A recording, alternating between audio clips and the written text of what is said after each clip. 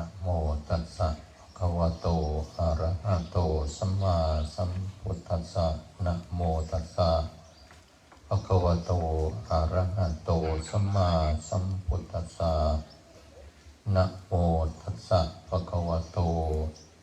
อะระหะโตสัมมาสัมพุทธัสสะสุโขปุญญสัพพโยติขอนอบน้อมแด่พระผู้มีพระภาคเจ้าผู้ไกลจากกิเลสพระองค์นั้นด้วยเสียงกล่าวกราบนมัสการขอโอกาสท่านครูบาอาจารย์พระเถรานุเถระขอแสดงความเคารพเพื่อนสหธรรมิกทุกรูปขอความเจริญในศีลในธรรมจงบังเกิดมีแด่ญาติโยม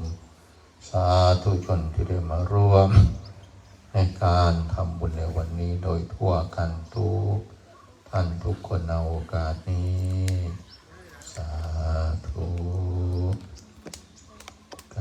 กราบขอโอกาสคณะสงฆ์ครูบาอาจารย์ขออนุโมทนากับญาติโยมพ่อใหญ่แม่ใหญ่พี่น้องโดยเฉพาะคุณพ่ออุดมนะพร้อมครอบครัวลูกหลานพี่น้องส่วนธรรมเซเว่นซึ่งถือว่าเป็นความโชคดีเป็นโอกาสที่เราได้มาร่วมกันในการทำบุญในวันนี้เอาวางมือลงนะ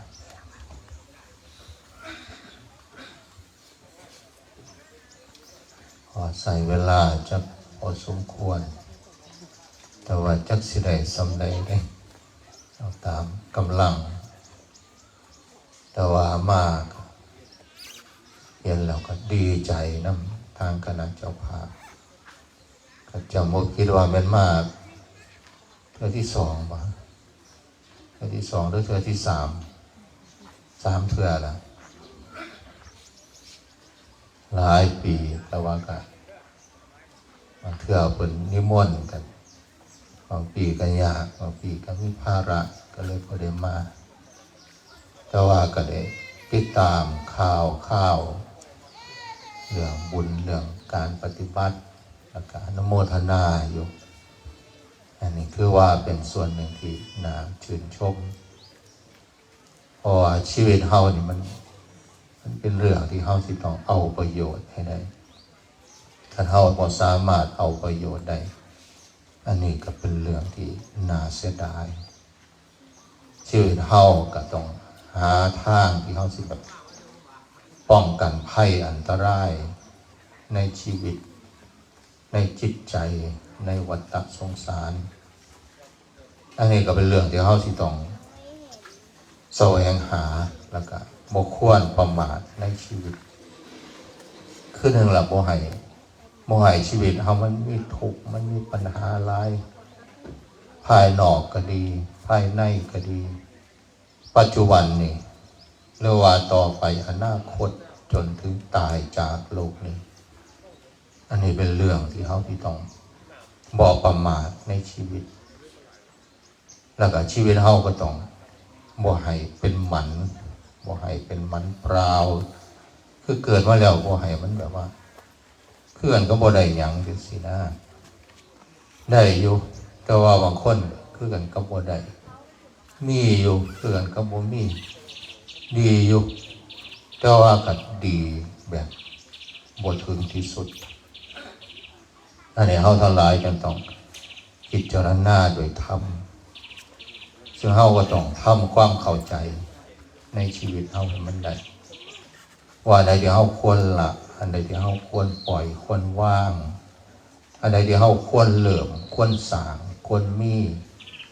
อันใดที่มันมีคุณค่าที่มันสูงขึ้นไปเป็นลำดับ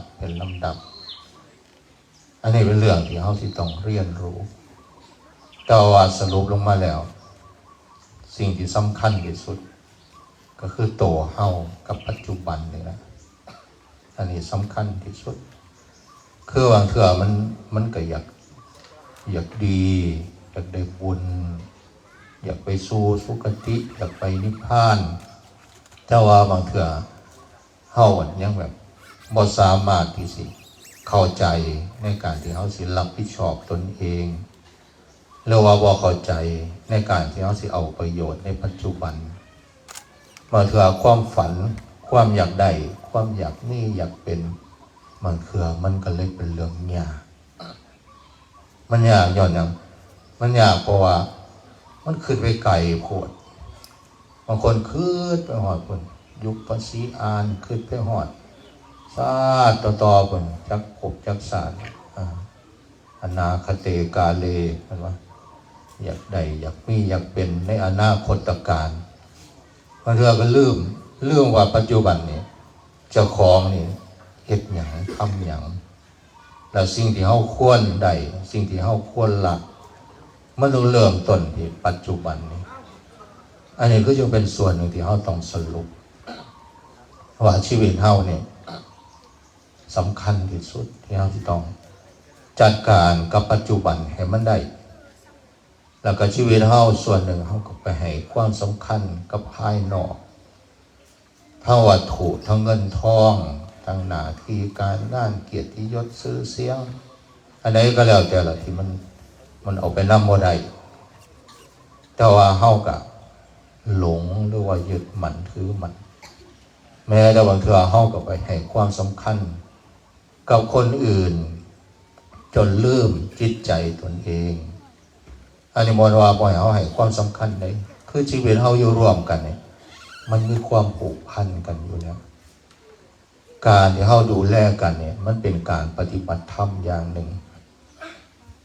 ที่เฮาต้องรับผิดชอบในการเป็นอยู่ร่วมกันแม้แต่การทำมาหากิน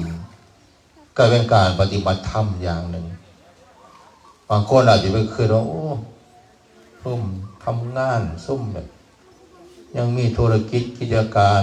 ยังอยากได้อยากมีส่วนนั้นบ่ได้ปฏิบัติธรรมบ่แม่นเด้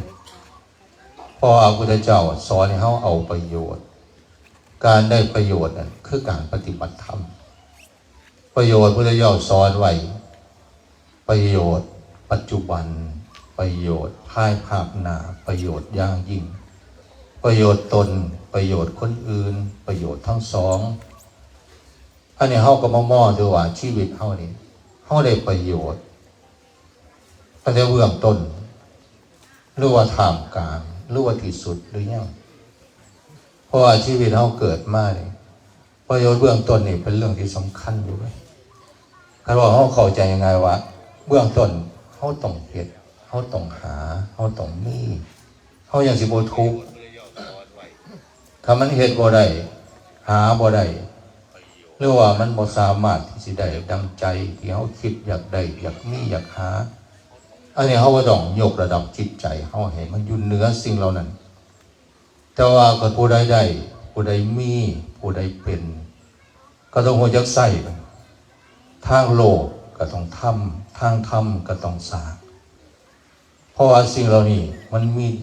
มีคุณค่ามันมีความสำคัญกับชีวิตเฮาทุกระดับฉะนั้นเฮาทั้งหลายที่เฮาแบบอย่างคุณโยมขออุดมครอบครัวจังซี่อันนี้ทางโลกก็ต้องทำทางธรรมก็บอกบ่ทิ่มก็คือสร้างฐานะครอบครัวประโยชน์ในปัจจุบันอันนี้บ่ว่าพาไปเว้าไปแบบให้เฮาแบบอยากร่ำอยากรวยหรือว่าแบบส่งเสริมกิเลสตัณหาคือชีวิตเฮามันจำเป็นถ้าว่ากันเฮาบ่เฮ็ดบ่สร้างหรือว่าบ่ได้บ่ดีหรือว่าบ่มีเฮาสิเป็นทุกข์บ่เฮาก็เป็นทุกข์ก็สิคือว่าให้คนทุกคนปล่อยว่างหมดให้คนทุกคนแบบว่าบ่ยึดมั่นถือมั่นหมดอันนี้แม้แต่พระพุทธเจ้าเพิ่นก็บ่สามารถซอยคนทุกคนได้พุทธเจ้าเพิ่นยังสอนให้คนรู้จักเอาประโยชน์เป็นลำดับ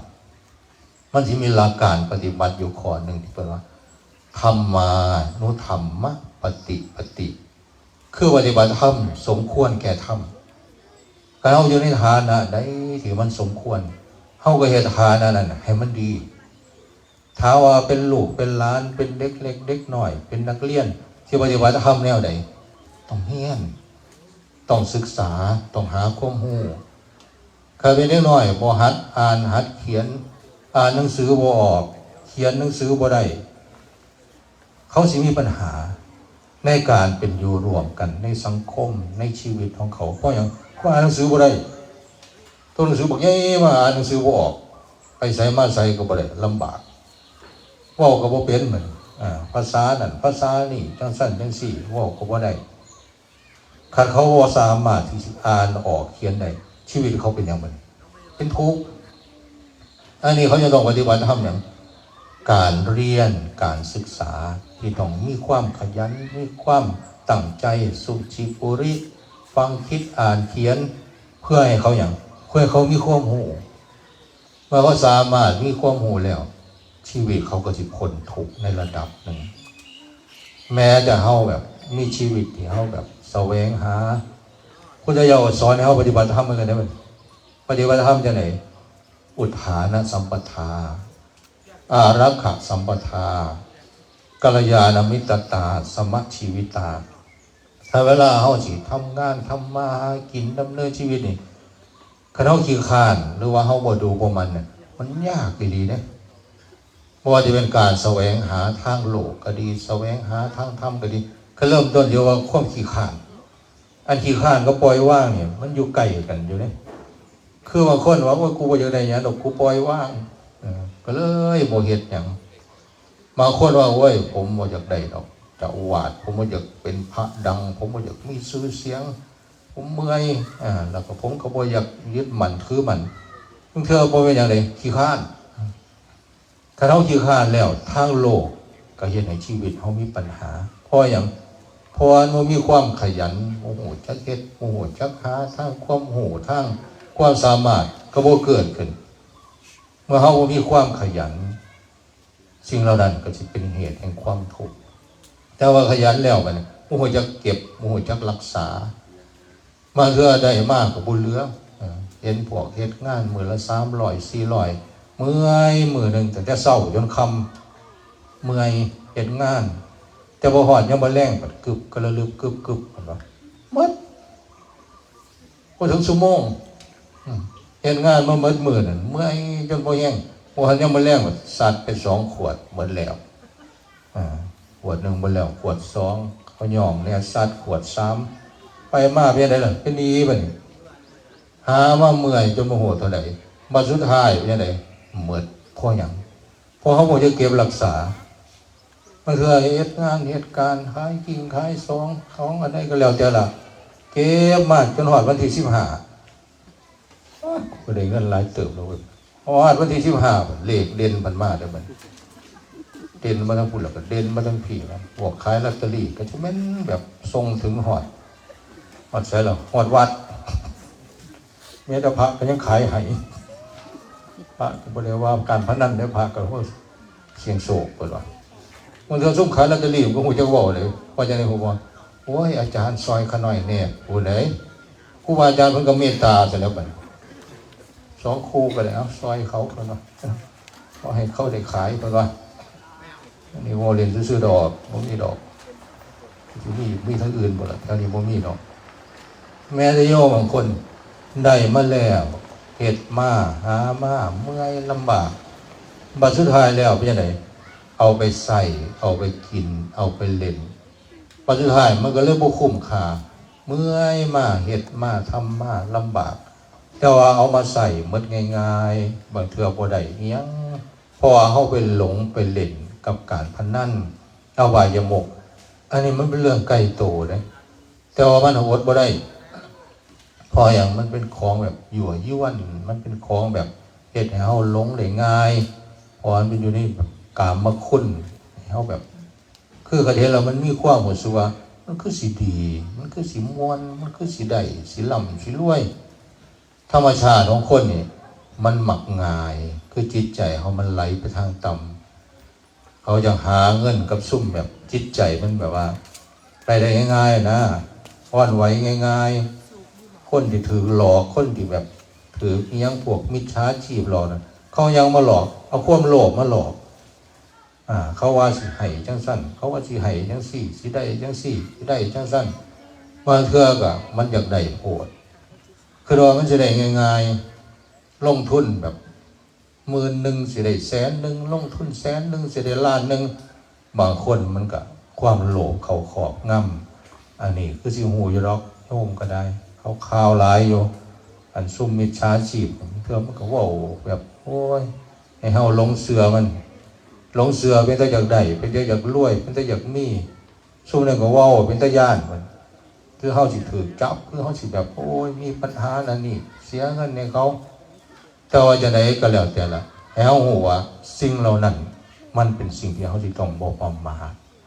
พอกันเขายังมีความโลภมีความโกรธความหลงมันก็เป็นถาดของเขาพอเขาจะใส่สิ่งเหล่านี้เป็นเครื่องหลอกลวงเขาขณะเวลาหาได้แล้วหูจะเก็บหูจะรักษาแล้วก็หูจะคบมิตรงูพวกนี่มันเถื่อมันก็เป็นเรื่องที่เขาต้องระวังอยู่ได้เพราะบางเถื่อบางที่ก็คบคนดีคบคนพาลพาไปหาผิดคบบัณฑิตพาไปหาผลนี่แล้วจะเข้าคบผู้มีศีลมีธรรมกับพาเข้ามาสู่ศีลสู่ธรรมสู่คุณงามความดีแต่ว่าขัดผู้ใดที่แบบบ่ได้มีศีลมีธรรมกับพาเข้าไปโทษทีโทษแดนบางเทื่อก็อาจจะถือทั่วถือต้มถือหลอกอันใดอันนี้ก็เป็นเรื่องที่เขาต้องระวังประโยชน์ในปัจจุบันอันนี้เข้าใจหรอกแต่ว่าทบทวนว่าหนึ่งการที่เขาสิพ้นทุกข์ได้มันต้องมีความเพียรต้องมีความขยันแล้วเขาได้มาเขาต้องมีธรรมะโหจักเก็บโหจักรักษาโหจักใส่แล้วเขาต้องเลือกคบมิตรคบบัณฑิตคนนักปราชญ์เราว่าได้มากก็ต้องโหจักว่าใส่ได้มันสมควรเขามีหน่อยก็ใส่ไปตามหน่อยมีหลายก็ใส่ในที่มันเกิดประโยชน์ว่าเราจะใส่หลายแบบให้มันเกินไปให้เขาต้องเดือดร้อนลำบากทีหลังถ้าเราสามารถมีธรรมะเหล่านี้อันนี้คือประโยชน์ปัจจุบันนี่มันซอยให้เขาพ้นทุกข์ในระดับหนึ่งถ้าเราสามารถที่สิได้สิมีสิดีสิเป็นมันเมื่อยได้ไหมเมื่อยได้ไหมอย่างเมื่อยน้ำหาอยู่หากินเมื่อยน้ำการงานเมื่อยน้ำหนีน้ำสินว่าคนแบบว่าพวกเป็นจะทุกข์ก็ทุกข์พวกเป็นจะลำบากก็ลำบากเพราะอย่างเพราะว่าพ่อแม่ก็ให้โอกาสสังคมอันนี้ก็แล้วแต่ละบางเทื่อเขามันมีโอกาสอยู่แต่ว่าเขาพอใส่โอกาสเนี่ยมันเกิดประโยชน์ชีวิตบางคนก็เลยเป็นทุกข์จนแก่จนเฒ่าก็ทุกข์จนฮอนเมื่อตายเวลาไก่สิตายเงินสิไปหาหมอก็บ่มีเงินสิไปซื้อยากินก็บ่มีแถมถ้าผู้ใดมาถามนี่ก็ถามนี่มันสิตายโดยความสงบอยู่บ่ปวดที่ไปหาหมอกูมีเงินโอ้ยเป็นกูลำบากแห้งปวดท้องก็ปวดหัวก็ปวดที่ไปหาหมอเขาก็หายเอาตื่มซ้ำพยาบาลก็เฮ้ยมันจะไปกัดคอกูก่อนวะอันนี้บริวารพยาบาลบริวารหมออยู่นี่นะสมมติเปรียบเทียบซื่อๆมันคือโรงพยาบาลเขามีเงินบางเทื่อไปหาหมอเขาแล่นเขามาพยาบาลแล่นเขามาเจ้าว่าซอยเจ้าว่านั่นพาไปตรวจไปมองเลยว่าบางเทื่อเขาก็เมื่อยไหนเขาก็มีงานหลายคือกันก็สิว่าเนี่ยได้อันนี้ก็เข้าใจกันมันเป็นอย่างมันเลยทุกข์เหมือนเวลาเขาเฒ่าเขาแก่สิไปวัดไปว่าไปทำบุญสุนทานลูกเต้าสิเบิงสิแย่งบางคนก็ยากได้บ่นี่เพราะว่าเขามันบ่มีให้เขาบางเทื่อลูกเต้าเขาบ่มีสมบัติให้บ่มีมรดกให้นี่โอ้ยไม่ใหญ่เลยที่เบิงเขานี่บางเทื่อก็ได้เป็นอย่างบ่มีมรดกให้มันลองมีให้มีหน้ามรดกหลายๆเนี่ยบางคนนี่จักลูกจักหลานเต็มผู้นั้นก็มาหาผู้นี้ก็มาหอมอีแม่อีพ่อคอยหักเจ้าจังสั่นจังสี่เจ้าให้คอยเดินหน้าทงนั่นบ่ว่าสวนบ่หันคอยก็ขอเด้อบ่ว่าอันนี้ว่าเดี๋ยวว่ามีให้เขาเลยนี่แต่ว่ากันเฮาบ่มีมันสิเป็นจังได๋มันก็โลกเต้าคิดกันแย่งมรดกสมบัติเครียดให้ฮอดพ่อเครียดให้ฮอดแม่เจ้ามันหักแต่มันล่ะเจ้าบ่ให้คอยที่นั่นมันได้อันนี้ที่นี่มันได้อันนั้นมันคอยเราบ่ได้น้ำเขาคอยกับลูกคือกันเจ้าบอกหักคอยบอกไว้ว่าบางเทื่อแปลว่าเครียดให้พ่อหัดแม่จนมาฮอดย่ามเฒ่าย่ามแก่สิมาทำบุญถ้าว่าบ บางคนนี่ว่าโอ้ยกูเฒ่ากูแก่แล้วกูสิปล่อยสิว่างกูสิไปอยู่วัดโอ้ยบางเทื่อมันก็บ่อยู่ง่ายปานใดได้อยู่วัดบ่เชื่อถามพระเบิ่งนี่เป็นหยังมาวัดมาผิดกันก็มีบ่ได้ว่าซุ่มอยู่นี่เลยเป็นหยังซุ่มนั่นเพิ่นเงินหลายเพิ่นเป็นโอ้ยเพิ่นร่ำเพิ่นรวยมันล่ะครูบาอาจารย์เอาอกเอาใจเพิ่นอันเฮานี่มันบ่มีเงินครูบาอาจารย์เพิ่นบ่เบิ่งหน้าเบิ่งหยังเฮาดอกบอกเฮาบ่2-3 คำก็ไปแล้วเพิ่นว่าว่าซุ่มมีเงินล่ะทั้งโอ้ยโว้ดีเว้าได้จังซั่นจังซี่มาเทื่อสิมาทำบุญสิมาวัดนี่มาเทื่อสิค่ารถสิมาก็ยากเป็นหยังบ่มีเงินขี่รถนำเขาบางเทื่อเขาก็จมให้โอ้ยบ่ซอยค่าน้ำมันกูจักเทื่อเพิ่นว่ามาน้ำกูยามใดก็มีแต่กูจ่ายเที่ยวหน้ากูสิบ่เอิ้นเอามึงดอกเพิ่นว่าได้ยินบ่ล่ะซุ่มบ่เสียค่าน้ำมันยินบ่เวลาไปน้องเขาทางซอยเขาได้เด้อเขาบ่เอาก็ถามเขาแน่เจ้าเติมน้ำมันเจ้าบาทละว่าสิซอยเจ้าจัก20นึงของสิยังใครอยู่เด้นี่แหละเวลาเขาปั๊มน้ำมันนอนรับมิดซีรีจนเขาเติมน้ำมันแล้วจังตื่นเป็นหยังกูบ่มีเงินเพิ่นว่าเวลาไปแล้วมาใส่ไปใส่มาใส่เที่ยวหน้ามึงส่วนกูในเด้อเพิ่นว่าโอ้ยเขาสิส่วนอีแม่อยู่ตัวนี่ยังบ่ซอยค่าน้ำมันเขาจังเถื่อให้กูไปนำเลยเด้อเพิ่นว่าครับว่าไปทำบุญหันทำบุญนี้เต็มแล้วรถเต็มแล้วเพิ่นว่าอันนี้บางเทื่อมันเป็นย้อนหยังก็ย้อนเฮาบ่มีนี่แล้วก็รอว่ามีบางทีล่ะรถเจ้าของจะไปใช้ก็ไปอยากทำบุญเท่าใดก็ทำนี่ไปซอยทำบุญเท่านั้นเท่านี้มันได้มาจะใส่ละเงินมันก็ได้ว่าย้อนเฮาเฮ็ดเฮาสร้างนี่แล้วก็รอเฮาบ่เฮ็ดบ่สร้างเฮาขี้คร้านหรือว่าไปหลงไปติดการพนันมันบ่มีมันก็ทุกข์อันความทุกข์นี่บ่ต้องว่าตายแล้วไปตกนรกหรอกเปรตนั่นมันเป็นหยังมันบ่มีกินมันเป็นหยังบ่มีกินเพราะว่ามันบ่ได้สร้างมันบ่ได้เฮ็ดบ่ได้หาถ้าตายไปแล้วเป็นเปรตหรือบ่ได้เฮ็ดบุญบ่ได้เฮ็ดหยังไว้มันก็เลยต้องหิวมันก็เลยต้องทุกข์ทรมาน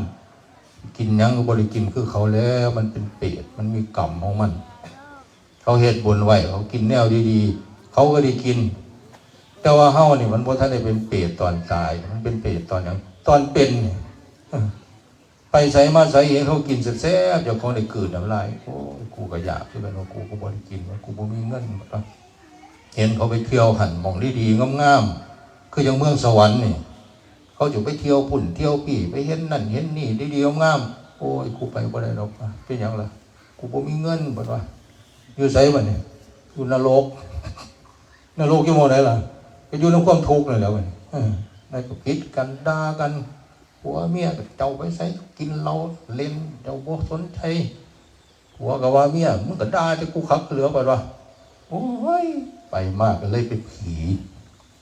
บ่ได้ตายแล้วเป็นผีหยังล่ะเป็นผีหาบางเทื่อก็เลยเป็นผีปอบบางเทื่อก็เลยมีบริวารเวลาอยู่ร่วมกันก็บ่ได้เอิ้นกันดีๆโอ้ยขามึงเอ้ยขออภัยเด้อปฏิวาอาจารย์ใส่คำหยาบเวลาเห็นอยู่ร่วมกันเวลาหักกันปะว่าม่วนเท่าใดล่ะที่รักปะว่าพยายามคิดกันจะหายด่ากันปะว่าโอ้ยบักขามึงเอ้ยมึงกินตายตลอดนะครับปะว่าผัวก็ไม่ธรรมดาเด้อวันนี้เป็นหยังตั้งให้เมียเป็นปอบอีปอบนี่ปะว่าขออภัยเด้อบ่ได้ว่าไม่ยังอยู่นี่เลยมึงด่ากูครับกูเนี่ยอีปอบนี่ก็ได้ปะว่าโอ้ยกูก็เมื่อยเพราะแห้งกลับมาว่าจะได้ยินคำเว้ามวนๆดีๆนะมึงบ่มันด่ากูว่าจะปอบโอ้ยบางเทื่อบางทีก็เป็นการสงสารเลยอันนี้สิว่าเมืองสวรรค์หรือเมืองนรกเป็นนะคันเฮาบ่มีบ่ได้เฮ็ดบ่ได้สร้างบางเทื่อมันบ่ทันตายหรอกมันตกนรกก่อนแล้วมันเป็นเปรตก่อนแล้วมันหิวมันอยากได้นั่นอยากได้นี่อยากเป็นแต่ว่ามันเป็นบ่ได้เพราะว่าเปรตบางชนิดเนี่ยมันเป็นจังได๋เปรตบางชนิดตัวบักใหญ่ปากเท่าหูเข็มคือมันโตใหญ่น่ะแต่ว่าปากมันเท่าหูเข็มมันสิกินได้จังได๋ล่ะปากมันเท่าหูเข็มมันก็ค่อยดูดเอาล่ะอาหารดีปานใดอาหารนี่ปานใดบางเทื่อเมื่อกินบ่ได้เพราะหยังปากมันน้อยคนบางคนเนี่ยมันคือเปรตโตใหญ่ร่างกายความอยากมันหลายมันคือยังสิได้มันคือยังสิมีสิเป็นแต่ว่าปากมันน้อยมันคืออย่างความสามารถมันน้อยมันเฮ็ดบ่ได้เพราะอย่างเพ ราะว่าความอยากมันเกินมันหลายแต่ความสามารถมันหน่อยมันก็หิวแห้งมันก็อยากแห้งแต่ว่ามันเฮ็ดได้หน่อยคือปากทอหูเค็มเนี่ยค่อยดูดกินอันนี้ดีๆก็กินของเขาได้บ่หลายเป็นอย่างมันปากมันน้อยคือเวลาเขาสิเฮ็ดสิสร้างสิได้สิดีเขาเฮ็ดได้แต่ว่าโตมันอยากได้คือเขาอยู่เห็นเขาได้อยู่แต่มันเฮ็ดบ่ได้เป็นอย่างปากมันทอหูเค็มความอยากของคนเนี่ยมันอยากคือกันเนี่ยแต่ว่าความสามารถมันบ่มีเรื่องโอกาสมันบ่ได้มันก็เลยมีแต่ความอยากมันเลยทุกข์คือกันกับเปรตตัวใหญ่ๆปากทอหูเข็มมันบ่ได้ดังใจเจ้าของเพราะว่ามันบ่สามารถที่สิมีความสามารถที่สิเฮ็ดได้ทำได้ฉะนั้นเฮาทั้งหลายต้องเอาประโยชน์ในปัจจุบันโดยการที่เฮามีธรรมะหูจักเฮ็ดหูจักหาคบมิตรเวลาได้มาหลักก็หูจักใส่มันสมควรมันสิบ่ถูกเจ้าของหลายบางเทื่อมันก็เป็นเรื่องของความพอใจมันเธอก็วอยากอยู่บางคนมันมีความสุขมันสุขบ่คือกันเลยเขาจะว่าเป็นนางฟ้าเป็นเทวดากับแม่นแต่ว่าบางเทื่อมันขึ้นสวรรค์ไปว่ามันตกนรกเป็นอย่างคือมันหาได้หรือมันก็ยังสิมีความสุขบางคนได้มาแล้วก็ไปซื้ออะไรอย่างมันเกินโตแต่ว่าบางเทื่อกับมันจะหยกหัวอยู่คือคนแบบว่าที่ว่าสลาดก็คือโง่นะบางเทื่อว่าบ่มีเงินได้แต่ว่าขัดเวลาเพิ่นไปเที่ยวไปกินหรือว่าคือเครื่องสำอางจังซี่หลอดน้อยจังหวัดเอ้ยบางเทื่อแพงกว่าเขากระสอบนึงเอาเขากระสอบนึงเท่าไหร่ล่ะ1,000บ่บางเทื่อบางคนซื้อเครื่องสำอางนั่นโอ้ยหลอดน้อย400 500เป็นพันบางเทื่อซื้อกระเป๋านั่นบางเทื่ออาตมาว่ามันใหญ่กว่าเฮือนบ่มันสิเข้าไปนอนได้บ่มันบอกแล้วบางคนอาตมาขออภัยเด้อไปซื้อกระเป๋า200,000ปาดมันเข้าไปนอนได้คือกุฏิหมดแล้ว200,000อยู่บ่ได้เอามาแบบอีหยังซะไหนเอามาถือเอามาถือเปิดเบิ่งในกระเป๋ามีอันใดแน่ๆบัดนี้มีเครื่องสำอางมีโทรศัพท์มีของอีหยังเพิ่นนิดๆหน่อยๆนั่นน่ะอาตมาว่าโอ้ยกระสอบปุ๋ยก็สิไข้กว่าอยู่บ่วะคือหยังมันใส่ได้หลายกว่าด้วยกระสอบปุ๋ยแต่ว่าไปมันก็บ่ได้ดอกมันเป็นเรื่องส่วนบุคคลอาจารย์ว่าอาจารย์บ่ได้เอาเงินเอาจานมาซื้อได้สิมันยากนำได้อย่างเดียวนี่ก็ได้คือตอนมีมันก็ดีอยู่แต่ว่าขั้นตอนมันบ่มีมันก็สิทุกข์มันก็สิยากลำบากเจ้าของคืออันไหนมันใส่เกินโตอันไหนมันบ่สมควรอันนี้เฮาก็พิจารณาเอาเฮาก็ฮู้อยู่ดอกอันนี้สรุปในใจสรุปให้เฮาเข้าใจว่าธรรมะที่เขาต้องนำไปปฏิบัติเพื่อเขาพ้นทุกข์คืออย่างคือประโยชน์ในปัจจุบันนี่ระดับหนึ่งเนี่ยอันนี้พระเจ้าสอนเมื่อเขาเหตุใดหาใดทีนี้เพื่อนไงเขาทั้งหลายบ่ประมาทในชีวิตต้องว่าอย่าว่าชื่นชมพ่อใหญ่เพิ่นทั้งครอบครัวนี่อันนี้คือเพิ่นบ่ประมาทในบุญถ้าว่าคนรวยบางคนเหตุบ่ได้ก็มีได้คนมีแต่ว่าหักบ่ได้แต่ว่าบ่ดีอาตมาจะว่าดูว่าบางคนนี่เป็นตาสงสารเป็นอย่างเพราะว่าบางเทื่อมันเมื่อยเฮ็ดมาเท่าไรบ่ได้เท่าไรล่ะเมื่อยกว่าสิได้กว่าสิดีกว่าสิมีสิเป็นแต่ว่าสุดท้ายล่ะบ่ได้หยังคือเมื่อยซื่อๆนะแต่ว่าเคยฟังโยมนั้นเป็นบทความหรือเป็นเทศน์เขาเว้าเขาเทศน์พอมีเศรษฐีคนหนึ่งแบบมีบ้านอยู่แบบหลายหลังเกือบทุกภาคแต่ว่าเจ้าของบ่ได้นอนเป็นอย่างพอมีธุรกิจก็เลยไปติดต่อธุรกิจจังหวัดนั้นจังหวัดนี้ซื้อบ้านไว้แล้วก็ให้คนใส่เฝ้าท้าว่าคนใส่นั่นมันนอนในห้องแอร์มันนอนสำเป็นบ้านเจ้าของอยู่แบบสบายกินสบายเพราะว่าไอ้เจ้าของบ้านนั้นให้ดูแลบ้านให้เจ้าของบ้านได้นอนในรถเหมือนเราว่าบางเทื่อนอนในรถบางเทื่อนอนในแบบโรงแรมไปก็เมื่อยไปนอนบ้านหลังบางใหญ่เดี๋ยวมือนึงก็ไปต่อวนเวียนอยู่จังซี่จนเจ้าของป่วยแล้วเป็นโรคมะเร็งซึ่งก็ถือว่าอันตรายอยู่แต่ว่าก็ทักสิเฮ็ดจังได๋ ให้นอนอยู่โรงพยาบาลบ้านก็มีหลายหลังเงินก็มีสมบัติธุรกิจกิจการก็มีแต่ว่าตอนป่วยอยู่โรงพยาบาลต้องอาศัยหมอต้องอาศัยยาเพื่อนมีก็บ่ได้นอนรถมีก็บ่ได้ขี่คือแต่ว่ารอแต่ว่าสิหายหรือสิตายคิดไปคิดมากแล้วที่หาไว้นั่นหาไว้เพื่ออย่างนั้นบ้าน4-5 หลังบ่ได้นอนรถบ่ฮู้เท่าใดคันบ่ได้ขี่ครอบครัวเดียวว่าดีๆสุดท้ายก็บ่มีผู้ใดมาอยู่นำเพราะว่าอยู่โรงพยาบาลเขาก็ไปมาจนไปจนมาคิดว่าโอ้ชีวิตเฮานี่มันเมื่อยมันทุกข์มาโดนแล้วที่เฮาได้เฮามีนี่สุดท้ายมันบ่ได้หยังตัวมันแต่ว่ายังดีว่าบ่ตายรักษาไปรักษามาไปบุญยังมีอยู่เศร้าไปมาเราก็เลยมาเขียนคล้ายๆเป็นประวัติตนเองว่าบางเทื่อชีวิตเฮานี่มันหลงคือมันคือว่าเจ้าของมีเจ้าของได้ต้องมีต้องเอ็ดต้องหาว่าสุดท้ายแล้วเจ็บไข้ได้ป่วยสิ่งเหล่านั้นก็ซอยได้อยู่ในระดับหนึ่งแต่ว่าบางเทื่อมันก็บ่ได้ซอยเฮาถึงที่สุดมีบ้านหลายหลังก็บ่ได้นอนมีรถหลายคันก็บ่ได้ขี่ว่าสุดท้ายมานอนอยู่โรงพยาบาลจักสิหายหรือสิตายดีว่ายังหลอดมาได้ไปมาก็เลยเปลี่ยนความคิดว่าชีวิตเฮานี่บางเทื่อได้มากก็บ่ดีคันเฮาบ่เฮ็ดดี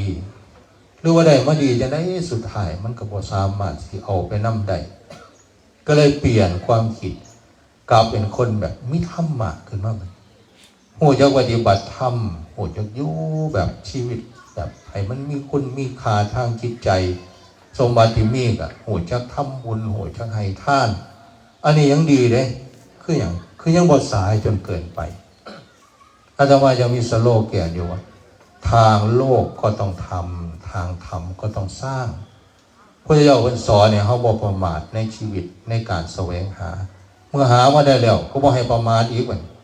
ก็คือเอาโหดจักทำโหดจักสร้างบุญสร้างกุศลให้กับตนเองเพื่อเฮาสิได้สิ่งเหล่านี้เป็นคิวเครื่องกับจิตใจ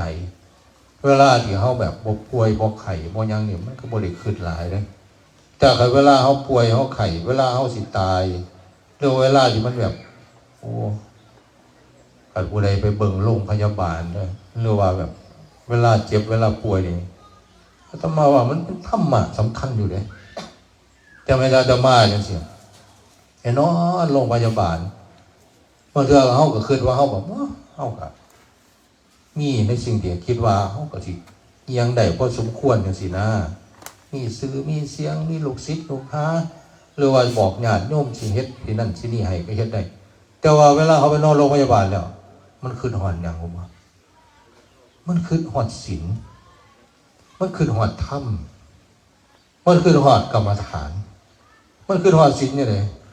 เวลาเขาเจ็บเขาไข้เขาป่วยอยู่โรงพยาบาลนี่มันสิตรวจเจ้าของแล้วตรวจว่าเจ้าของนี่เฮ็ดหยังผิดแน่คันตายเนี่ยมันสิบาปหลายปานใดมันสิรอดบ่จากนรกนี่เวลามานั่งสมาธิโอ้ยยายมันไล่ไปหมดเฮาเฮ็ดหยังแน่ๆเฮาปวดมาจังสั่นจังซี่อันใดมันผิดอันใดมันถูกจนบ่ฮอดมื้อนี่จิตใจเฮานี่มันสามารถปล่อยว่างได้บ่มันเนี่ยอันนี้สำคัญเด้พระคุณเจ้าอันนี้ถือกับเจ้าของดอกสิว่าแล้วก็ได้ช่วงเดี๋ยวจะมาลิ่มเลือดอุดตันหมอเขาว่าถ้าผ่าน7 วันไปนี่ก็ถือว่าปลอดภัยแต่ว่ายังไม่100%ว่านั้นแต่ว่าถ้ามันหลุดไปใส่หัวใจมันหลุดไปใส่สมองมันหลุดไปใส่ปอดนี่อันนี้ก็อันตรายแบบไม่พิการก็ตายได้ตอนนั้นมันต้องกูกันดีวะตอนนั้นมันขึ้นหอยยังมันโอ้ยเจ้าสิมีโยมศรัทธาสำไรเจ้าสิมีชื่อเสียงสำไรมันบ่ได้สำคัญทอดศีลเจ้าของเลยป่ะเนี่ยเป็นอย่าง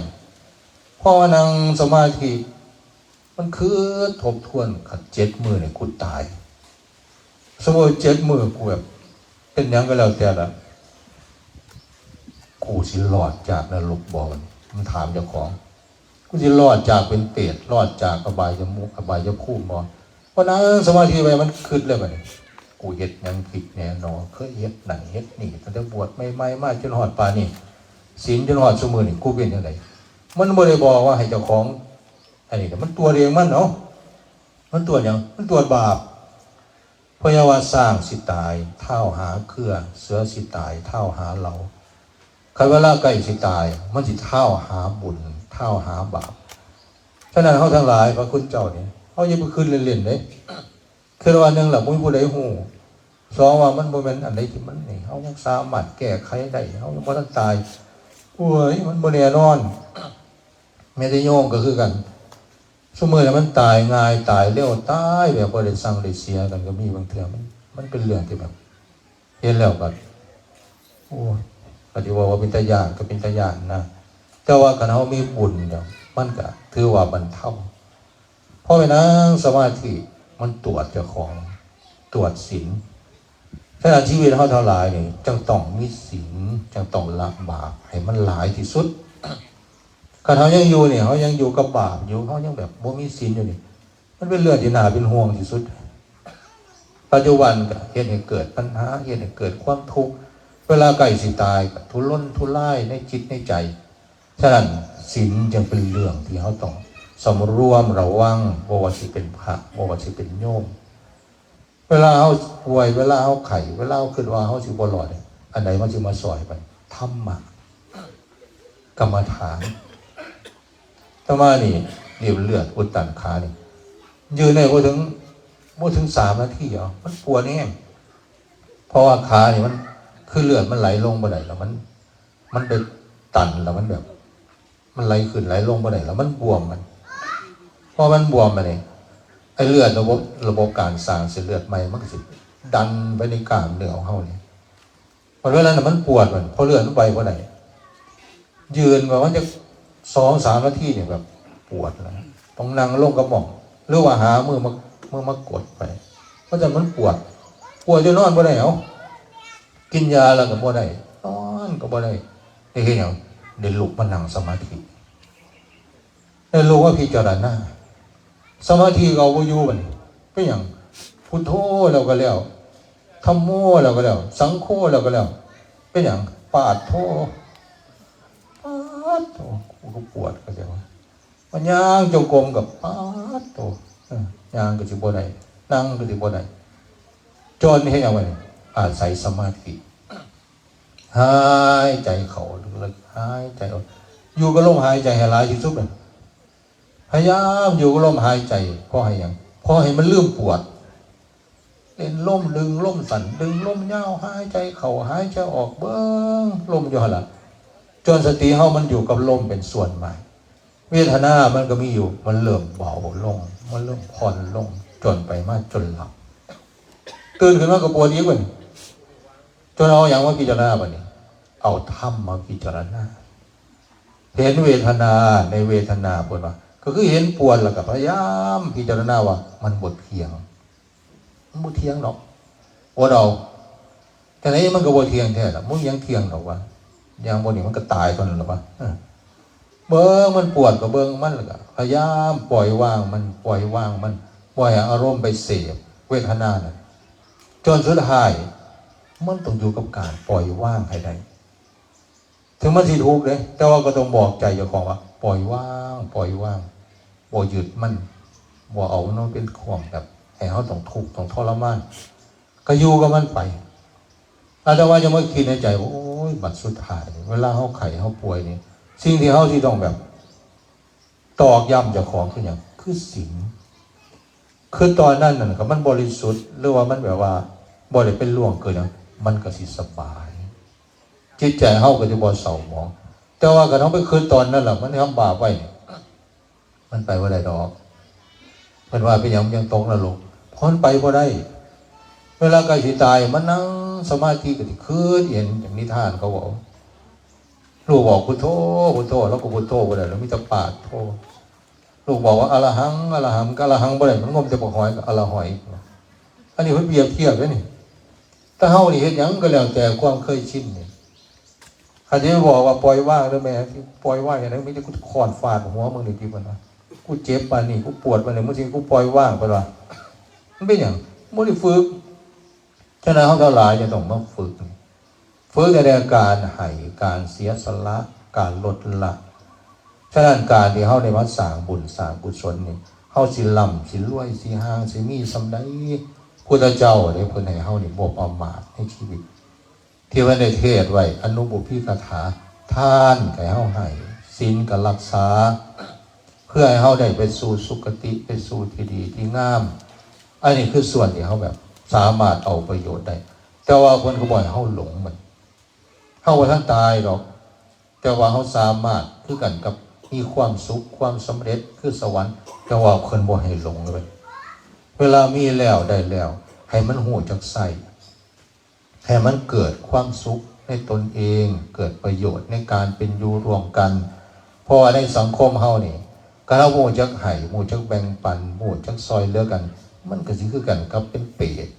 มันสิคือกันกับเป็นสัตว์นรกเพราะอย่างมันสิแย่งกันแม้แต่เขามาวัดคันเฮาว่าเฮามาให้เนี่ยคันเฮาให้บ่แท้นี่เฮาสิเป็นเปรตที่หลังเด้จังโยมหลายคนเวลาไปทำบุญไปทำบุญเอากับข้าวอาหารไปถวายพระอันนี้คือเฮาให้เฮาก็มีความสุขสำเฮาเป็นเทวดาปัญญาสิกลับมาเวลาสิกลับเมื่อมันเป็นจังได๋บัดนี้เป็นเปรตคือมันให้บ่สุดเวลาสิเมื่อไปแย่งกันไม่ใหญ่นั่นได้หลายไม่ใหญ่นี่ได้น้อยบางเทื่อก็โอ้ยก็สิเฮ็ดจังได๋ครบพูดว่าถ้าได้กินซ้ำเทใส่ถุงพลาสติกล่ะหมูว่าถ้าได้กินซ้ำยัดใส่กระตาเหรออันนี้บ่ได้ว่าวัดใดหรอกว่าเจ้าของก็มีคือกันว่าแล้วก็คือเก่าที่บอกพื้นว่าเจ้าของนี่ล่ะจนกำลังว่างแผนอยู่ตอนนี้ว่างแผนแนวใดเวลาพาตักอาหารแล้วให้เอาถ้วยมาตักกินเรือนั่นสิให้ไม่ควรตักใส่ถุงให้ว่าเป็นหยังมันยังสิบ่แย่งกันว่าอันนี้บางเทื่อมันให้บ่สุดนะโลกเฮานี่กันเฮาหมู่จักแบ่งปันหมู่จักซอยเหลือกันนี่บางเทื่อมันทุกข์อยู่ดีได้เพราะว่ามันสิแข่งแย่งกันมันสิเอาเปรียบกันบ่ว่าสิเป็นพระก็ดีเป็นโยมก็ดีพุทธเจ้าเพิ่นจังให้เฮามีคุณพุทธเจ้าคุณพุทธเจ้าเป็นหยังแน่พระมหากรุณาธิคุณพระบริสุทธิ์ที่คุณพระปัญญาที่คุณพระมหากรุณาธิคุณคือหยังคือเอาจักซอยกันแบ่งปันกันซอยเหลือกันอันใดที่เฮาเฮ็ดได้ทำได้ก็เฮาสามารถอยู่รวมกันโดยการแบ่งปันโดยการซอยเหลือกันอยู่ไสมันก็มีความสุขได้เพราะหยังเพราะว่าเฮาบ่เอาเปรียบกันเพราะว่าเฮาบ่เห็นแก่ตัวสามารถให้ได้ละได้เสียสละได้อันนี้สังคมเฮามันต้องมีถ้าสังคมเฮามันบ่มีสิ่งเหล่านี้นี่มันก็สิอยู่นำกันด้วยความเบียดเบียนทุกศาสนาก็มีหรือว่าทุกประเทศก็มีการสังคมสงเคราะห์การซอยเหลือการแบ่งปันมีมูลนิธิมีอย่างต่างซึ่งมันเป็นเรื่องที่มีความจำเป็นในสังคมแต่ว่าเฮาทั้งหลายนี่โชคดีที่เฮาได้รับการปลูกฝังจากศาสนาให้หูจักให้หูจักซอยเหลือแบ่งปันซึ่งเราเนี่ยมันก็ต่อยอดไปถึงสังคมในการเป็นอยู่ร่วมกันแต่ว่าคนไทยนี่เวลามีงานยังแบบนี่กิจกรรมอย่างเขาก็จะไปออกโรงทานหรือว่าไปทำบุญหรือว่าก็มีผู้ใดแบบเกิดเหตุเพศภัยเกิดอุทกภัยน้ำท่วมเนี่ยจากเหตุการณ์ชายแดนว่าหันนี่ถ้าจะว่าผู้ที่ไปซอยเลี้ยวนั่นคืออย่างคือนี่แหละคือชาวบ้านเขาทำกันอยู่รัฐบาลก็ซอยอยู่แต่ว่ากลัวสิเบิกได้กลัวสิได้โอ้ยเพื่อยากแค่เขาก็ว่าซอยอยู่เลยแต่ว่าพวกที่ไปซอยกันเร็วที่สุดคืออย่างพวกชาวบ้านพวกมูลนิธิพวกกองทุนนั่นพวกยิ่งที่เขาไปสงเคราะห์ที่เขาไปซอยเหลือพวกนี้บ่ได้เงินตอบแทนสำหรับบ่ได้มีตำแหน่งบ่ได้มีเกียรติยศอย่างแต่ว่าได้อย่างได้ความสุขได้คุณค่าทางจิตใจไปซอยน้ำท่วมไปซอยพวกภัยสงครามอะไรต่างๆอันนี้มันเกิดขึ้นมาอย่างนี้เกิดมาจากศาสนาที่เขาปลูกฝังกันมากถ้าเขาสามารถเฮ็ดได้ทั้งใดมันก็เฮ็ดให้เขานี่บ่เดือดร้อนในการเดี๋ยวเขาจะไปเบียดเบียนกันเอาเปรียบกันรักการเป็นอยู่ด้วยความเมตตาสามารถที่จะมีความหักมีน้ำจิตน้ำใจสามารถที่จะเข้าใจให้อภัยอยู่น้ำกันได้พอคนเฮาเนี่ยบางเทื่อมันสิแบบให้ถือมัดดีมัดมันเป็นไปได้ยากอยู่ดอกแต่ถ้าบ่มีธรรมะ มีความเมตตากรุณาหัวจักให้อภัยหัวจักให้กำลังใจกันมันก็สิอยู่นำกันยากฉะนั้นเฮาทั้งหลายเฮามีแล้วก็อย่าประมาทหัวจักเอาสิ่งเหล่านั้นมาสร้างคุณค่ามันเกิดความสุขในปัจจุบันแล้วเฮาก็มาสร้างคุณค่าเกิดขึ้นกับจิตกับใจเฮาให้เฮามีที่พึ่งแล้วก็ต่อยอดไปถึงธรรมให้เฮาเข้าใจโอ้เฮามีเฮาได้หรือว่าเฮาหล่ำเฮารวยสุดท้ายเขาก็เอาไปบ่ได้ดอกเว้ยตายไปแล้วผมบ่ได้เอาสมบัติไปได้อันนี้มันขึ้นได้เว้าได้ก็เฮ็ดได้บ่คือกันเด้คือว่าคนน่ะมันเว้าได้นะโอ้ยตายแล้วเขายังไปบ่ได้ดอกเว้ยไปก่อนธรรมดาละเหรอมันเว้าได้อยู่แต่เวลามันก่อนสิตายเนี่ยบางเถื่อมันโลภก็ฮู้อยู่ว่าตายเอาไปบ่ได้แต่ว่าทั้งโลภโอ้ยคนเฮามันก็ต้องแบ่งปันมันก็ต้องซอยเหลือกันเป็นเรื่องธรรมดาแล้วเปล่าวะมันก็บอกได้อยู่แต่ว่าที่ให้คนอื่นสิซอยเหลือคนอื่นนี่มันยากดีเลยอันนี้มันเป็นเรื่องธรรมดาเลยคือมันบอกได้นะแม้แต่ว่าโอ้ยตายแล้วมันเอาไปบ่ได้หรอกผู้ใดก็ต้องบ่สามารถเอาไปนำได้มันบอกได้อยู่แต่ว่าละใกล้สิตายมึงจะเอาของกูได้มึงจะอันนี้ของกูได้หน้ากูได้เฮือนกูได้สมบัติกูได้เถื่อผู้ใดที่มานั่นมานี่ให้คือมันเว้าได้แต่ว่าบางเถื่อมันก็ยังเฮ็ดบ่ได้บางคนเว้าได้มันเว้าแต่ปากแต่ว่าความคิดมันอีกอย่างหนึ่งคือปากเนี่ยเว้าดีอยู่หรอกว่ามันจังซั่นจังซี่แต่ว่าใจมันยังมีความโลภความอยากยังมีความยึดมั่นถือมันบางคนเว้าได้คิดได้แต่ว่าสิไปเฮ็ดได้เด้คือเว้าได้อยู่แต่ว่าคิดว่าสิเฮ็ดได้บ่โอ้ยว่าแต่โยมแม่ตาพระที่ว่าพื้นพานนำกันมันก็สิบ่ดีเป็นหยังคือมันเว้าได้อยู่นะเวลาบอกโยมทำบุญโยมทำบุญเด้อโยมสิได้บุญจังซั่นจังซี่แต่ว่าเจ้าของก็บ่คิดว่าโยมทำบุญแล้วโยมสิได้บุญเจ้าของก็สิทำสิได้บุญเจ้าของคือจังได๋โอ้โยมสิใส่ซองกูหลายบ่เนาะพุ่นน่ะบ่คือกันเด้คือเวลาเว้าว่าให้โยมทำบุญหลายๆโยมสิได้บุญโยมได้ปล่อยได้ว่างแต่ว่าเจ้าของบัดว่ามื้อนี้กูสิได้จักบาทเนาะหนักบ่เนาะซองมาเทศมื้อนี้หนักบ่เนาะสิคือจังซั่นเด้สมมุตินะโอ้อันนี้อยากขึ้นหลายเด้อเจ้าภาพเด้อเว้าเล่นซื่อๆเด้อเขาสิว่าอาจารย์คือเว้าคือจังเนาะบ่ได้อันนี้เว้าถึงกิเลสวะบางเทื่อมันเว้าได้อยู่เด้แต่ว่าบางเทื่อมันโอ้ยที่เฮ็ดได้ทำได้มันยากเนี่ยบางเทื่อก็บ่เฮ็ดใจมันเปลี่ยนซำใดอาตมานี่ล่ะผู้นึงบางเทื่อที่ทำบุญนะขึ้นไปขึ้นมาโอ้กูทำจัก100,000นึงแล้วว่าเดี๋ยวบอกซอยเขาสร้างนั้นสร้างนี้เดี๋ยวมื้ออื่นยังบอกเดี๋ยวมื้ออื่นยังเฮ็ดพอฮอดยามมื้อเช้ามาลดเหลือ50,000เอาก็ถ้าแต่มื้อคืนนั่นได้สร้าง100,000พอฮอดยามมื้อเช้าขึ้นไปขึ้นมากูก็สิได้ใช้อันนั้นกูสิได้ใช้อันนี้หลายอย่างด้วย50,000ก็พอแล้วเพิ่นว่าคือว่าสิ50,000ก็ได้บุญเหมือนกันล่ะเพิ่นว่าปัญญาสิถวายดีบ่ได้จังได๋30,000ก็สิบ่คืออยู่บ่ลดลงมาอีกเว้ยจาก100,000มื้อคืนเอาฮอดยามมื้อเช้ามาเหลือ50,000ปัญญาถวายดีเหลือเท่าไหร่เหลือ30,000ปานกูถวายแต่มื้อคืนยังไข่วะเป็นหยังกูสิได้บุญ100,000วะเพราะว่าแล้วนี่เหลือ30,000อันนี้บางเทื่อก็บ่แน่นอนนี่ในใจเฮาเพราะว่าเฮาเฮ็ดได้อยู่แต่ว่าเราเฮ็ดดีๆมันสิได้บ่เฮ็ดจังได๋มันสิได้บ่นี่มันจังต้องฝึกเพื่อจะให้เฮาฝึกให้ฝึกทำบุญฝึกซอยเหลือฝึกจนเป็นชินเป็นความเคยชินบารมีทั้ง10ทานบารมีศีลบารมีเนกขัมมะอะไรไปเมื่อจนฮอดเมตตาอุเบกขาพุทธเจ้ากลัวสิเป็นพุทธเจ้าได้สร้างบารมีมาเท่าไหร่มันพุทธเจ้าฮู้เด้ฮู้ว่าเฮ็ดจังได๋มันสิได้เป็นพุทธเจ้านะแต่บ่ว่าเพิ่นสิเป็นพุทธเจ้าได้เลยเอ้าสร้างบารมีมาจากภพจากชาติจนมาฮอดเป็นพระเวสสันดรเป็นพระเวสสันดรนี่ก็ว่าคักแล้วเด้ท่านสร้างท่านลูกท่านเมียท่านฮอดบ้านฮอดเมืองออกไปอยู่ป่าเป็นฤาษีลูกก็ให้อิตสุโสเมียไปยินมาขอก็ให้ถามว่าพระพุทธเจ้านั่นเป็นพุทธเจ้าหรือเปล่ายังบ่ทันได้เป็นพุทธเจ้าเลยน่ะ จนมาเกิดเป็นเจ้าชายสิทธัตถะถามว่าเป็นเจ้าชายสิทธัตถะนั่นเป็นพุทธเจ้าหรือเปล่ายังเห็นคนเกิดเห็นคนแก่เห็นคนเจ็บคนตายโอ้เทวทูตชีวิตมันหมดสามารถที่เอาเอียงใดเกิดแก่เจ็บตายเป็นเจ้าชายสิทธัตถะเป็นผู้มีความสมเด็ดเจริญรุ่งเรืองจะได้สุดท้ายกับผมสามารถที่จะพ้นจากความทุกข์ได้พระเจ้าเห็นอย่างไรออกบวชเอาออกบวชแล้วถามว่าพระเจ้าออกบวชหรอเป็นตัดสรุปเลยบอกยังไม่ได้ตัดสรุปไปบำเพ็ญทุกขกิริยาออกจากวังไปสู่ป่าเฮ็ดเมื่อที่เขาว่าคักๆอดเข่าอดนอน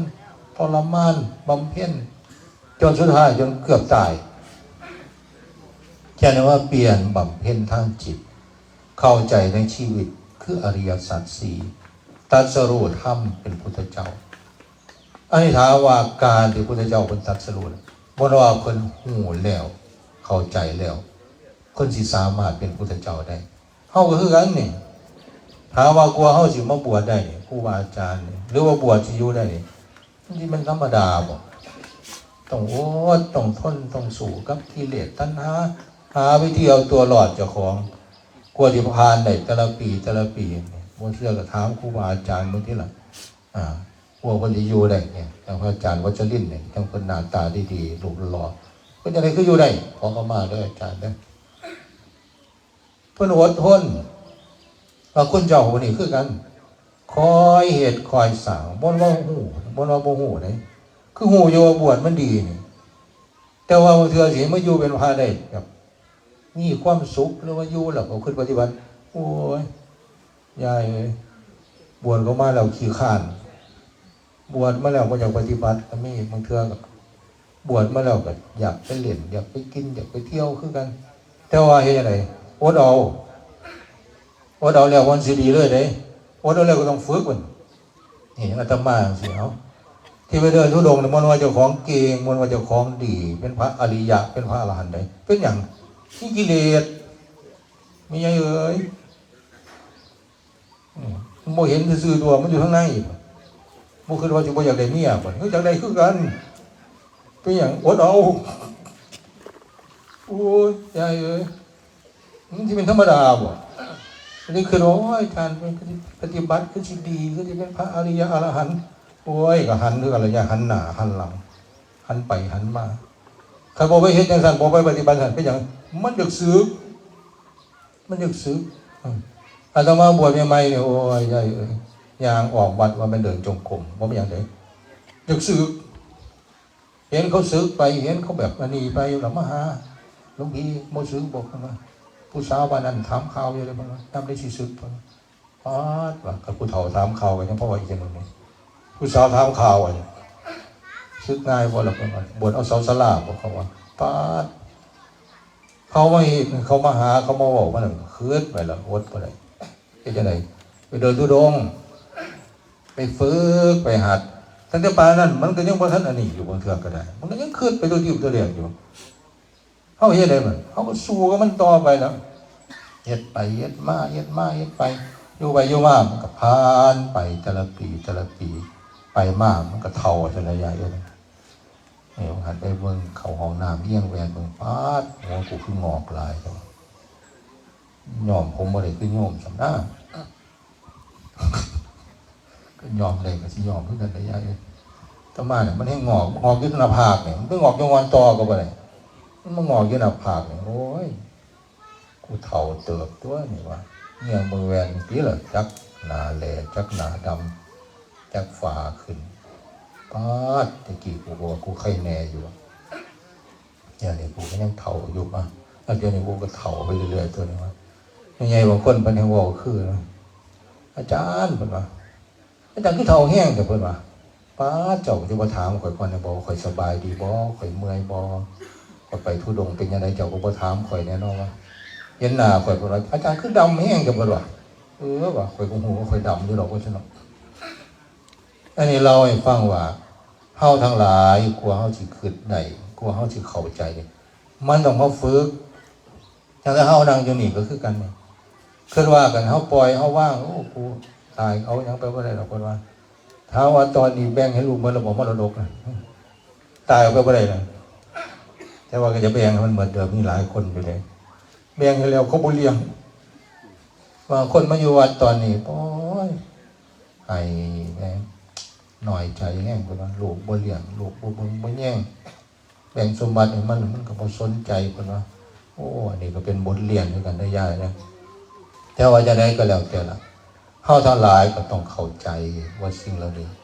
มันบ่แม่นสิปล่อยว่างได้เมิดปล่อยว่างได้ง่ายๆเฮาจะต้องมาฝึกได้หยังแต่การให้การเสียสละฝึกแต่เฮามาเว้นบาปมารักษาศีลฝึกแต่ให้เฮาได้ปล่อยว่างแต่ละมื้อถึงเฮาจะบ่ได้ไปนิพพานแต่ว่ามื้อนี้เฮาสิบ่โลภบ่เห็นแก่โตมื้อนี้เฮาสิบ่เครียดเฮาสิบ่ซังมื้อนี้เฮาสิบ่หลงเฮาบ่ยึดมั่นถือมั่นรั้นบอกเจ้าของแต่ละมื้อถ้าเฮาบอกเจ้าของแต่ละมื้อมันสิคอยสะสมมันสิเป็นความเคยชินมันสิเป็นอัตโนมัติคนที่สามารถละความโลภได้เนี่ยอันนั้นคือคนมีเนี่ยคือว่าคนมีแต่ว่าทุกข์เนี่ยอยากจะมาว่าบางคนน่ะมันได้อยู่แต่มันเป็นสงสารแค่อย่างคือมันถูกกับสิ่งที่เจ้าของมีเจ้าของเป็น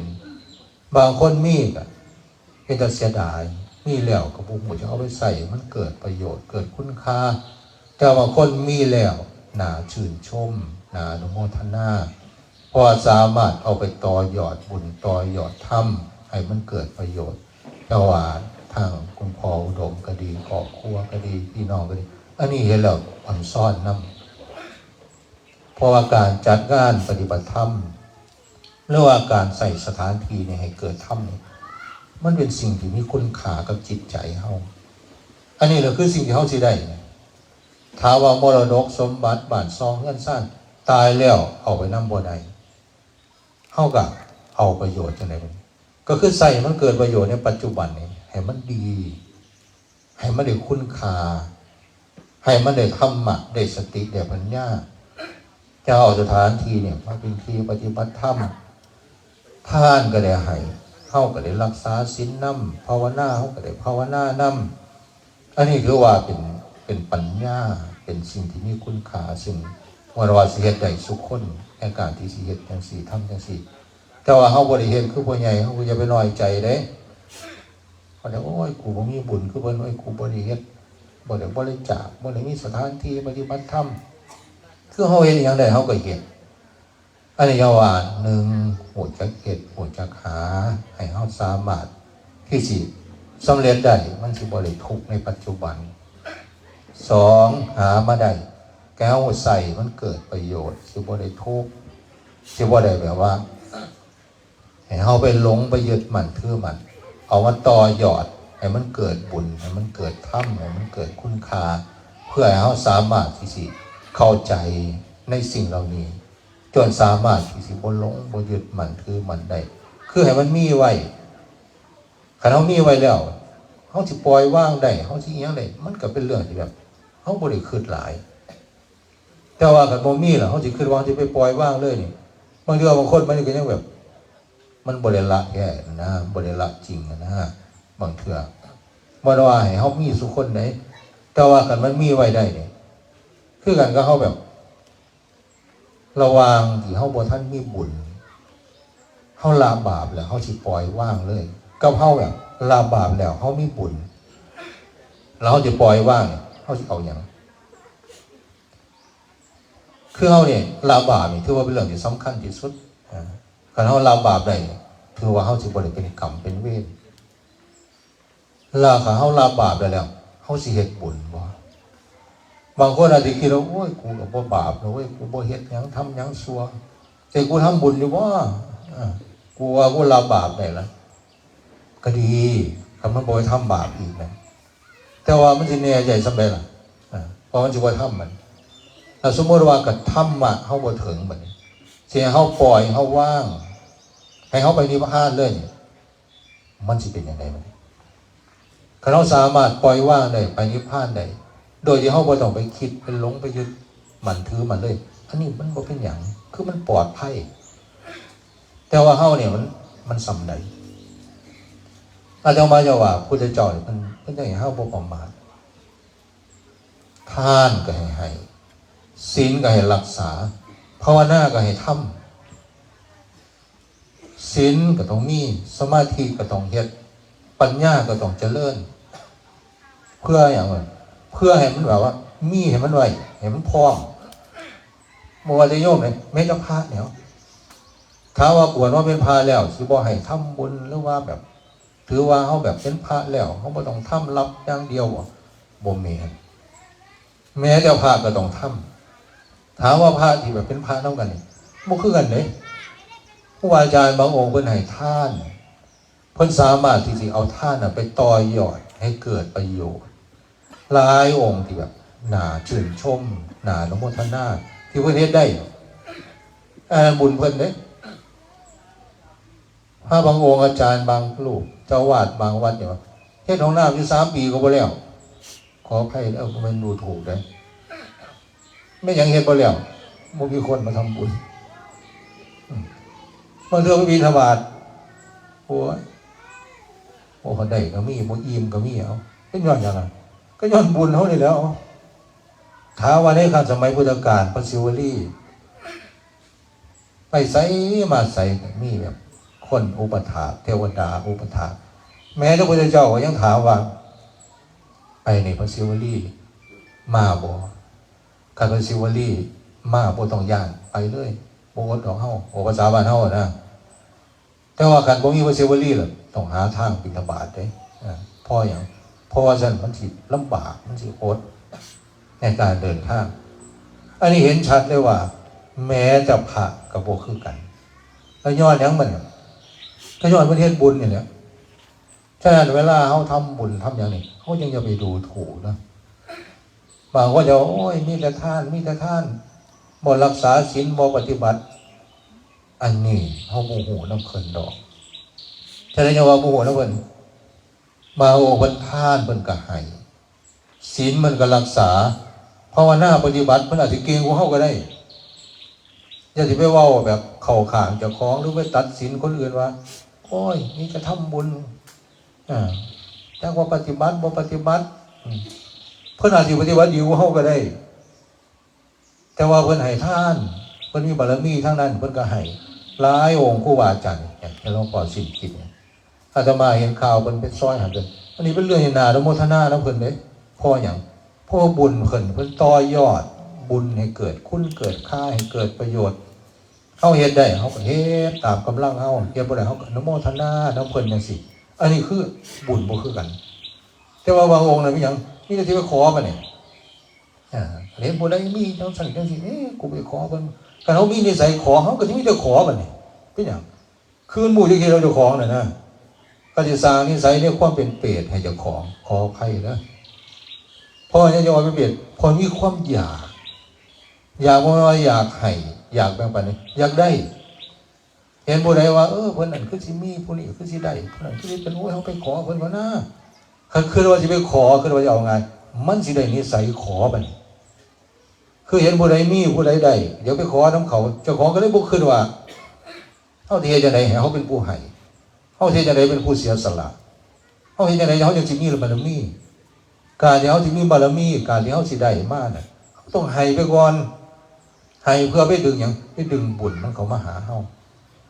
ถ้าเราบ่ให้บ่เสียสละคนอื่นเขาเห็นเฮาว่าโอ้ยเพิ่นบ่ให้บ่เสียสละบ่ช่วยเลยเฮาสิไม่ให้เพิ่นก็สิเอาไปเฮ็ดหยังล่ะเพิ่นสิเอาไปใส่ส่วนตัวเพิ่นบ่เพิ่นสิเอาไปแบบสะสมบ่แต่ว่าการเฮาเฮ็ดเฮาให้เฮาหาบ่ผู้เขาเห็นผู้เขาฮู้เขาเห็นโอ้เป็นตาได้บุญนำเพิ่นเนาะบางทีล่ะผู้ใดทำบุญกับเพิ่นเอาไปให้เพิ่นเอาไปซอยเหลือคนทุกข์คนยากซอยทหารซอยชายแดนซอยหยังต่างๆอันนี้เป็นบุญต่อบุญเนาะฉะนั้นพระเองก็ต้องให้ต้องเสียสละเพื่ออย่างเพื่อให้เป็นบารมีอย่างหนึ่งในบารมีพุทธเจ้าเป็นว่าทานบารมีทานอุปปารมีทานปรมัตถบารมีอันนี้คือเป็นส่วนหนึ่งเฮาทั้งหลายจึงต้องให้ต้องฝึกแล้วก็ต้องหูจักเว้นบาปในการที่บ่ให้มันเกิดโทษบาปชั่วบ่ทำแล้วก็ให้มันมีบุญในใจเจ้าของให้มันอิ่มใจสุขใจกันมันยังแบบว่า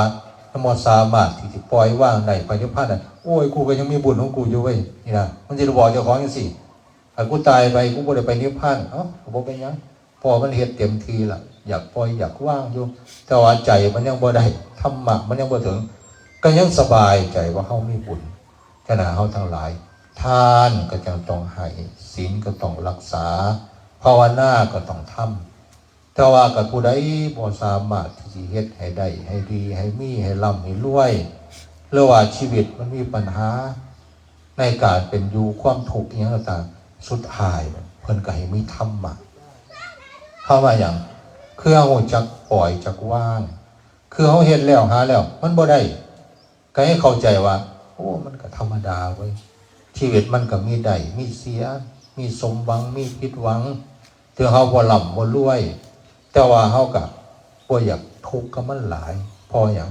เพราะว่าสิ่งเหล่านี้มันก็เป็นเรื่องธรรมดาคนที่เขาทุกข์กว่าเฮาก็มีคนที่เขาแบบลำบากกว่าเฮาก็มีเขาก็ยังอยู่ได้วันนี้เอาธรรมะมาใส่ได้ป่ะนี่คือมันเฮ็ดบ่ได้มันหาบ่ได้เอาธรรมะมาใส่ปล่อยว่างเฮาก็เฮ็ดได้ซ้ำนี่ล่ะก็ยังดีอยู่ดีกว่าเฮาบ่เฮ็ดเฮาได้ซ้ำนี่เฮาก็ทำซ้ำนี่ล่ะให้บุญซ้ำนี่ก็ยังดีกว่าบ่ได้ทำเอาธรรมะมาใส่ในการเป็นอยู่บางเทื่ออยู่รวมกันเฮาดีกับเขาแล้วเขาบ่ดีกับเฮาจะไปทุกข์นำเขาโอแม่ได้บ่นี่เฮาจะไปคือเราโอ้ยเฮาก็ว่าเฮาได้เฮามีเฮาเป็นล่ะเฮาซอยเหลือคนนั้นเฮาให้คนนั้นให้คนนี้เขายังบ่รู้จักบุญคุณเฮาเขาบ่รู้จักคุณค่าบ่รู้จักสำนึกในบุญในคุณทำดีแล้วยังว่าเฮาบ่ดียังเว้ายังว่ายังนินทาเฮาสิเอาหยังมาใส่เฮาธรรมะมาใส่พอกันเฮาบ่ได้มีธรรมะในใจมันสิเป็นจังได๋มันสิเครียดเพราะว่าในพรหมวิหาร4นี่มันต้องใส่มันครบ1เมตตาก็คือมีความรู้สึกที่ดีต่อกัน2กรุณาในการที่เฮาสิรู้จักซอยรู้จักแบบมีน้ำใจในการเป็นอยู่รวมกันมันก็คือว่าเป็นการซอยเหลือกันมันจังสิอยู่ร่วมกันได้ก็อยู่แล้วบ่เฮ็ดบ่ซอยบางเทื่อมันก็อยู่ยากได้เพราะหยังเพราะว่าเฮาบ่ได้อีหยังให้เขาบัดนี้เฮาซอยแล้วมันคันเขาได้ดีเฮาต้องมีมุทิตาคือเฮาจะไปอิจฉาเขาสิไปแบบโอ้ยย่านเขาได้เลื่อนย่านเขาเจริญไปเครียดให้เขาไปสร้างเขาว่าหยังว่าเขาดีกว่าเจ้าของว่าเขาเจริญกว่าเจ้าของบางเทื่อเฮาก็เป็นทุกข์อยู่ได้บัดนี้คันเฮาบ่มีมุทิตาบัดนี้คันเฮาซอยผู้ใดก็แล้วแต่ล่ะคันเขาบ่ได้คือเฮาคิดบ่เป็นคือเฮาหวังคันเฮาบ่มีอุเบกขาบัดนี้เฮาทุกข์กับเขาอยู่ได้บัดนี้เนี่ยจังครูบาอาจารย์จังเข้ามาปฏิบัติธรรมหรือว่าจัดงานหยังก็แล้วแต่คนบ่มาคนบ่มีหรือว่ามาแล้วเขาบ่ปฏิบัติบ่ตั้งใจอยากให้เขาดีอยากให้เขาได้เขาเปิดบ่คิดบ่เห็นบ่ฮู้บ่เข้าใจบ่ฮู้จะเอาประโยชน์อีหยังเขาสิไปนั่งเครียดให้เขาโอ้ยมันซัวเนาะแต่แม่นมันบ่เอาเฮ็ดปานนี้เฮาซอยปานนี้มันยังบ่ฮู้จะควบมันบ่จะเอาอยู่ไผเป็นทุกข์วะนี่อันสู้นั้นเขาบ่ได้เป็นทุกข์เนาะเขาบ่ได้เลยเพราะหยังเขาบ่ได้ขึ้นหลายเขาเฮ็ดบ่ได้เขาก็กินเล่นม่วนสนุกซะแต่ว่าเฮานี่มันขึ้นหลายบัดขึ้นหยังกูอยากให้มันดีมันก็บ่ดีไปกูอยากให้มันได้มันก็บ่เอาไปกูสั่งเด้อบัดว่าไผเป็นทุกข์วะเนี่ยเจ้าของแล้วเป็นทุกข์วะฉะนั้นการที่เฮาอยู่ร่วมกันนี่มันยังต้องมีอุเบกขาอะไรที่เฮาว่างเฉยได้เฮาบ่ว่างอันนี้เอาธรรมะมาใส่อีกบัดฉะนั้นเฮาอยู่นำกันนี่เฮาสิได้สิดีสิมีสิเป็นจังได๋ก็แล้วแต่คันเฮาคิดว่าเฮาซอยคนอื่นหรือว่าสิเฮ็ดสิทำมันได้ที่มันดีกว่าเขาคันเฮาบ่มีธรรมะนี่เฮาก็สิทุกข์กับสิ่งที่เฮามีทุกข์กับสิ่งที่เฮาเฮ็ดทุกข์กับคนที่เฮาซอยฉะนั้นเฮาทั้งหลายเฮาจึงต้องเอาธรรมะมาใส่ให้เข้าใจมันก็เป็นธรรมดาเนาะคนเฮาสิมันดีคือกันหมดสิมันได้คือกันหมดมันเป็นไปบ่ได้หรอกให้อภัยทำใจแล้วก็ปล่อยว่างบ่เอาความสวงคนอื่นบ่เอาความผิดพลาดของคนอื่นมาเฮ็ดให้เจ้าของเป็นทุกข์เพราะว่ามันบ่ยุติธรรมกับจิตใจเฮาบ่ได้ทำชั่วนำเขาเฮาบ่ได้เฮ็ดผิดนำเขาแต่ว่าเฮาไปยึดมั่นถือมั่นเอาสิ่งเหล่านั้นมาให้เจ้าของเป็นทุกข์อันนี้ถือว่าเฮาโง่เด้พอเฮาเฮ็ดดีทำดีแล้วแทนที่เฮาสิมีความสุขแทนที่เฮาสิภูมิใจดีใจหรือว่าเฮาเข้าใจแต่ แต่ว่าเฮาไปเอาความผิดพลาดเอาความชั่วเอาความบ่ดีคนอื่นที่เฮาอยากเห็นเขาดีนี่เอามาใส่ใจเจ้าของเนี่ยมันก็เลยไปเอาความผิดพลาดเอาความทุกข์ของคนอื่นมาใส่ทับถมจิตใจเจ้าของให้เจ้าของเป็นทุกข์ทั้งที่เจ้าของเฮ็ดดีแทนที่สิดีใจแทนที่สิมีความสุขไปทุกข์กับความชั่วของคนอื่นมันที่มันบ่ถือใจกูเฮ็ดบ่ได้คือกูเฮ็ดบ่เป็นว่าจังสั่นจังสิโอ้ยอันนี้หลายอยู่ดีเด้แค่อย่างอันซุบ่ได้ตั้งใจเจ้าของนี่คือเห็นแล้วมันบ่ได้ตั้งใจเจ้าของแทนที่จะเอาความดีของเจ้าของให้เกิดความสุขไปเอาความบ่ดีของคนอื่นมาให้เจ้าของเป็นทุกข์อันนี้บ่ว่าจะไผแม้แต่อาตมาไปก็พาหลายๆมันก็บ่ว่าสิแบบเรียบร้อยหมดดีหมดเลยแต่ละองค์บางเทื่อก็โอ้ยยายเอ้ยพวกมันพระอรหันต์เนาะมันก็ยังมีกิเลสอยู่บางเทื่อมันก็บ่ยากแน่บางเทื่อก็ต้องคอยบอกคอยเตือนคอยแนะคอยนำไปก็ไปเอาแนวบ่ดี700องค์นี่บ่เอามา700คน700อย่างบ่มันอยู่ในเจ้าของนี่บ่ตายบ่ดีคือหยังตั้งแต่อันเจ้าของบ่ดีก็มีอยู่เอาผู้อื่นมาใส่อีกเนี่ยมันสิเป็นเท่าไหร่ล่ะอันของดีเจ้าของก็มีอยู่เอาความชั่วคนอื่นมาทับถมเจ้าของอีกเนี่ยบ่เห็นความดีเจ้าของอีกคือหยังน้อยใจฉะนั้นเฮาทั้งหลายจึงต้องมีธรรมในการสิละสิปล่อยสิว่างสิ่งเหล่านี้บ่ให้เจ้าของเป็นทุกข์ฉะนั้นเฮาทั้งหลายในการเป็นอยู่รวมกันเฮาจึงต้องมีธรรมะบ่ว่าสิเป็นไผก็แล้วแต่ก็ขออนุโมทนากับทางคณะเจ้าภาพที่ว่ามาเนี่ยเฮาก็เข้าใจอยู่ดอกเฮาก็ฮู้อยู่แต่ว่าเอามาตอกย้ำมาเตือนแล้วก็ให้เฮามั่นคงนี่เพราะว่าสังคมซุมื้อนี้หรือว่าหลายสิ่งหลายอย่างมันบ่คือเก่ามันเปลี่ยนแปลงไปตามยุคตามสมัยการเฮาบ่มั่นคงนี่บางเทื่อมันก็งอนแง่นค่อนแค้นเทื่อมันก็วันไหวการทำบุญให้ทานก็ดีการรักษาศีลก็ดีการภาวนาก็ดีอันนี้มันต้องเฮ็ดให้มันแบบสม่ำเสมอแล้วก็เฮ็ดให้มันต่อเนื่องรักษาเจ้าของชีวิตเฮาจึงต้องอยู่กับบุญแต่ละมื้อให้เฮาได้ใส่บาตรให้เฮาได้ทำดีเพราะว่าชีวิตเฮาอาจสิบ่มีมื้ออื่นเนี่ยเฮาได้ทำดีให้เฮาได้ใส่บาตรแต่ละมื้อเฮาได้เว้นบาปรักษาศีลให้มันได้เพราะว่าจิตใจเฮานี่คันฮอดมื้อนึงแล้วมันสิตรวจเจ้าของว่าเจ้าของบริสุทธิ์ส่ำใดว่าเจ้าของแบบทำดีบ่ดีส่ำใดคันฮอดมื้อนั้นล่ะก็จิตใจมันผ่องใสมันก็ไปสู่สุคติคันมันเศร้าหมองมันสายแล้วเด้มันเฮ็ดหยังบ่ได้ล่ะมันแก้ไขบ่ได้ล่ะพอปล่อยวางบ่ได้ล่ะเพราะว่าความชั่วมันอยู่ในใจเฮาแล้วก็ให้เฮาได้สร้างการที่เฮาสิแบบเฮ็ดให้เจ้าของแบบบ่ทุกข์หลายแค่ได้สิบ่ทุกข์หลายบ่ต้องว่าว่าไปนิพพานเร็วดอกเอาแค่ปล่อยว่างให้มันได้แต่ละมื้อ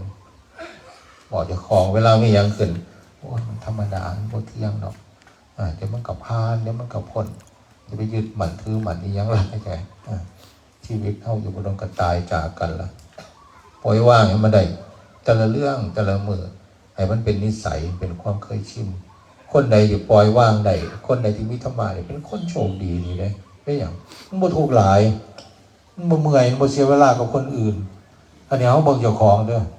อันซุ่มหญ้านำคนอื่นซุ่มแบบว่าแบบเรื่องนั้นเรื่องนี้โอ้ยอันใดแบบวุ่นวายไปหมดอันนั้นล่ะคือคนแบบธรรมะยังบ่หลายปัญญายังบ่หลายมันก็เลยเกิดปัญหาหลายมันก็เลยเกิดความทุกข์หลายแต่ละเฮาจะต้องมีสติแล้วก็ให้เฮาบ่ประมาทในการเป็นอยู่เฮ็ดจังได๋ให้ชีวิตมันแบบ